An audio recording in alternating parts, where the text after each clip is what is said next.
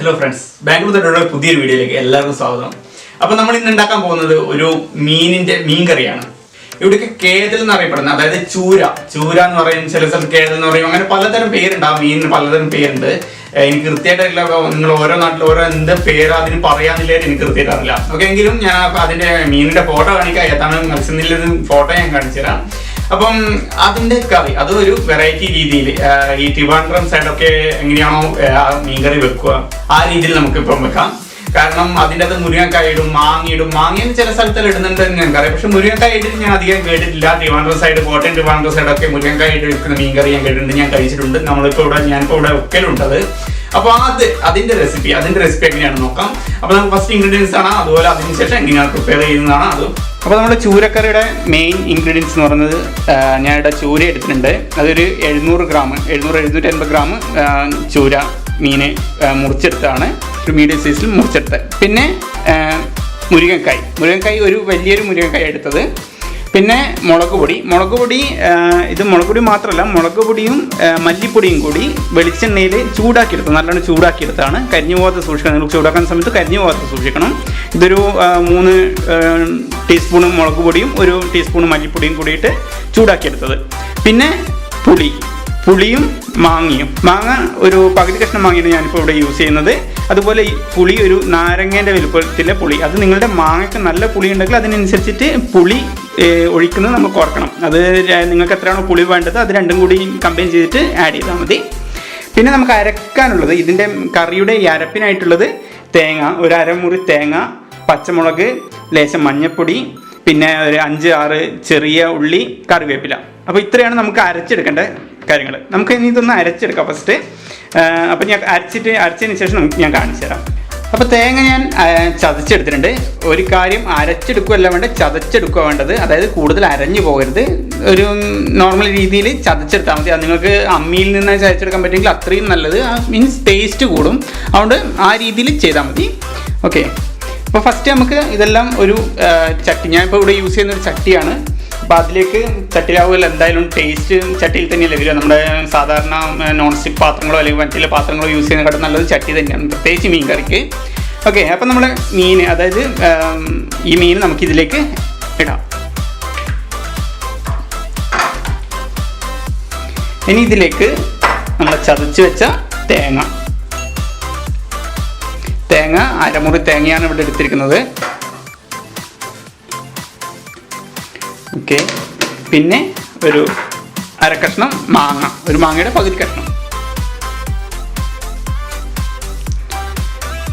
അടുത്തത് മുരിങ്ങ ഈ ഒരു രീതിയിലാണ് ഞാൻ മുറിച്ചത്. അതായത് ഒരു മുരിങ്ങയെ പകുതിയാക്കിയിട്ട് മുരിങ്ങ, പിന്നെ നമ്മളെ മുളക് പൊടിയും മല്ലിപ്പൊടിയും കൂടി ചൂടാക്കി എടുത്തത്.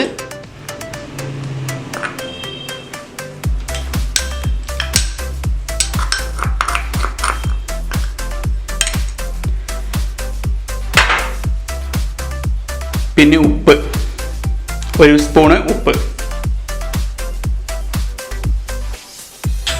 അടുത്തത് കറിവേപ്പില,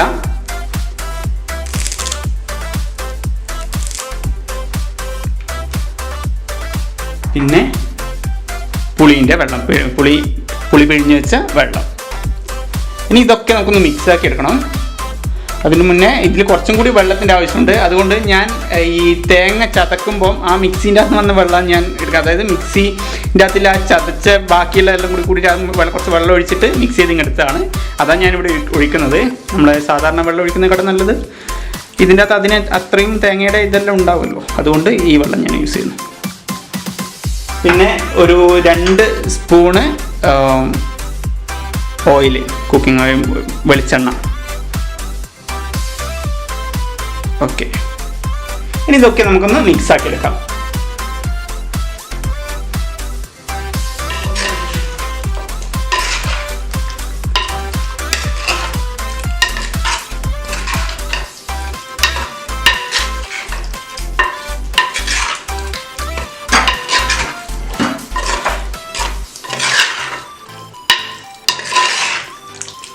കുറച്ച് കുറച്ചുകൂടി വെള്ളം എനിക്ക് ആവശ്യമുണ്ട്, കണ്ടാൽ മനസ്സിലാവും. കുറച്ചും കൂടി ഗ്രേവി നല്ലോണം കിട്ടണമെങ്കിൽ കുറച്ചും കൂടി വെള്ളം വേണം. അത് മാത്രമല്ല ഈ മീൻ, ഈ ചൂര മീൻ ഒന്ന് വെന്ത് കിട്ടണം, അതിനനുസരിച്ചുള്ള വെള്ളം നമുക്ക് ഫസ്റ്റ് ഒഴിച്ച് കൊടുക്കണം. പിന്നെ നമ്മൾ വെള്ളം ആഡ് ചെയ്യുന്നില്ല. അതുകൊണ്ട് കുറച്ചും കൂടി വെള്ളം ഞാൻ ഒഴിക്കലാണ്.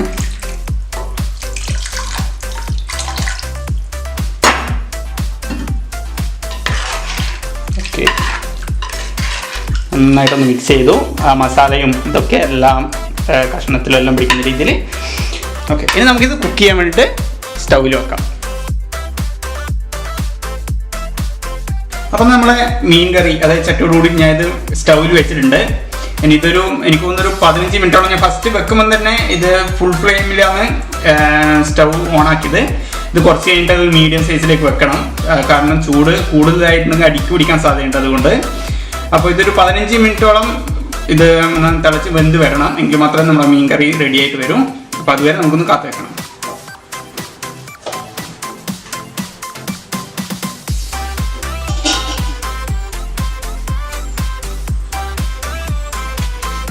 അപ്പോൾ നമ്മളൊരു എന്താ പറയുക, ഒരു 2-3 മിനിറ്റായി. ഇപ്പം തിളച്ച് വന്നിട്ടുണ്ടാവണം. ഓക്കെ, മീൻ തിളച്ച് തുടങ്ങി. ഇനി നമുക്കിതൊന്ന് ഒരു മീഡിയം ഫ്ലെയിമിലേക്ക് മാറ്റി വെക്കാം. ഒരിക്കലും നിങ്ങളിത് എന്താ പറയുക, ഒരു സ്പൂണോ അല്ലെങ്കിൽ ഒരു അങ്ങനെ ഇതും കൊണ്ടും ഇത് മിക്സ് ചെയ്യാൻ നോക്കരുത്.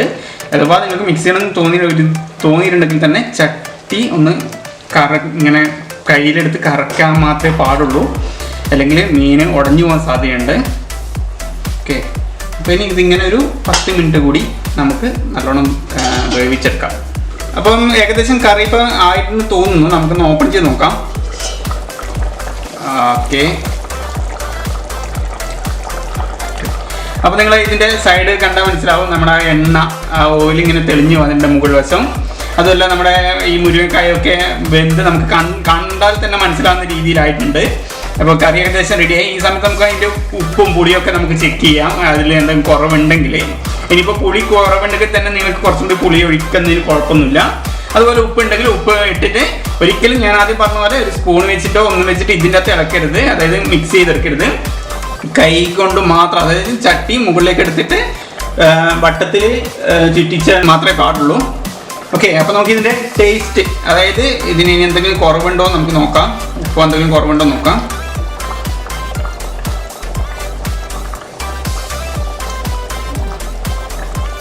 അപ്പോൾ എൻ്റെ ഇതിലെല്ലാം കറക്റ്റ് തന്നെയാണ്, ഉപ്പും പൊടിയൊക്കെ കറക്റ്റാണ്. ഈ സമയം മാത്രമേ നമ്മൾ മാങ്ങയുടെ പുളിയൊക്കെ നമുക്ക് മനസ്സിലാക്കാൻ പറ്റൂ. അപ്പോൾ ഇപ്പം മാത്രമേ പുളി ഉണ്ടെങ്കിൽ പിന്നെ കൂടുതൽ നിങ്ങൾ പുളി ഒഴിക്കാൻ പാടുള്ളൂ. ഓക്കെ, അപ്പോൾ നമുക്ക് കറി ഏകദേശം റെഡി ആയിട്ടുണ്ട്. നമുക്കിത് മാറ്റി വെക്കാം. അപ്പോൾ നമ്മുടെ മീൻ കറി ഇവിടെ റെഡി ആയിരിക്കുകയാണ്.